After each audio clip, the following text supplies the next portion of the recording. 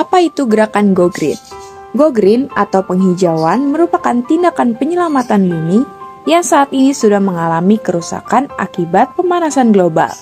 Karena dengan kemajuan zaman, semakin banyak produk-produk yang tidak ramah lingkungan dan dapat merusak alam serta lingkungan kita. Perubahan iklim disebabkan oleh aktivitas manusia, baik secara langsung maupun tidak langsung. Ada banyak contoh aktivitas yang merugikan bumi, seperti penggunaan energi secara tidak bijak, menebang pohon, membuang sampah sembarangan, dan sebagainya. Oleh karenanya, langkah nyata yang dapat diterapkan untuk melaksanakan Go Green, khususnya di lingkungan kampus, ialah mengurangi sampah plastik.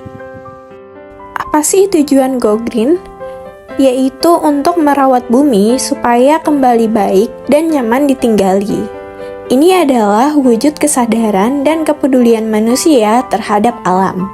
Selain itu, juga menjaga keseimbangan ekosistem. Misalnya penebangan hutan liar yang berdampak pada rusaknya ekosistem hewan dan tumbuhan. Hutan yang berfungsi menyerap karbon dioksida kini tidak lagi berfungsi secara maksimal. 3 prinsip utama Go Green.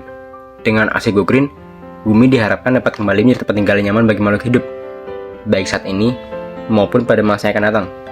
Nah, untuk menerapkan aksi tersebut, ada 3 prinsip utama yang menjadi dasar, yaitu 1. Reduce. Reduce adalah tindakan penghematan sumber daya energi. Reduce juga dapat berarti pengurangan pemakaian benda tertentu untuk mengurangi produksi sampah.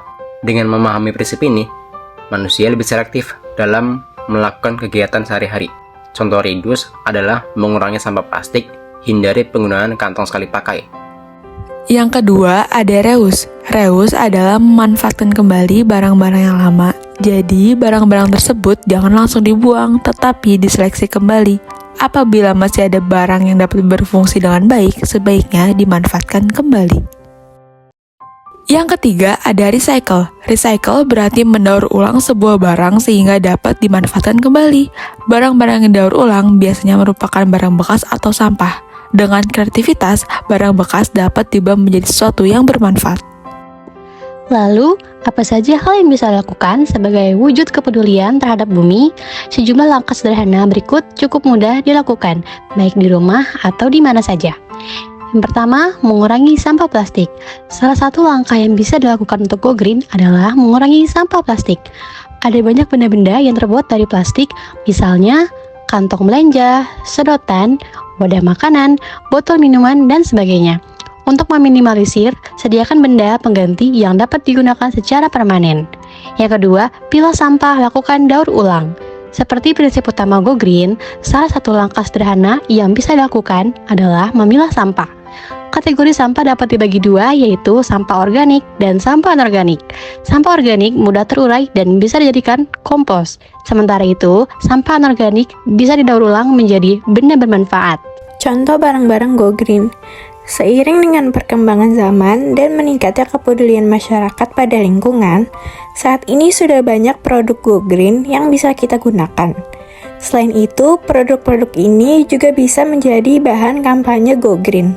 Yang pertama, tote bag sebagai pengganti plastik. Bagi kita, plastik memang barang yang sangat penting dan selalu digunakan setiap hari. Tapi mulailah mengganti plastik dengan tas yang terbuat dari kain. Tas ini bisa dicuci dan digunakan berkali-kali sehingga dapat mengurangi penggunaan plastik. Mulailah dari diri sendiri dan dari hal terkecil. Yang kedua ada tumbler. Minuman plastik juga sering kita temui di timbunan sampah, padahal tidak ada ruginya kalau kita membawa minuman sendiri dengan tumbler yang bisa digunakan berkali-kali. Tentu saja, hal kecil tersebut dapat membantu mengurangi sampah plastik yang ada di sekitar kita. Yang ketiga ada sedotan stainless. Sedotan plastik juga sering kita temui di timbunan sampah. Padahal tidak ada ruginya kan kalau kita membawa sedotan sendiri yang bisa digunakan berkali-kali. Tentu saja hal kecil tersebut dapat membantu mengurangi sampah plastik yang ada di sekitar. Selanjutnya ada tempat makan pengganti styrofoam atau plastik. Sadar nggak sih kalau penggunaan kantong plastik yang sering tak terhindarkan adalah saat membeli makanan? Sekali beli makan saja kamu bisa menghasilkan 1-2 sampah plastik. Yang terakhir adalah lap kain atau sapu tangan.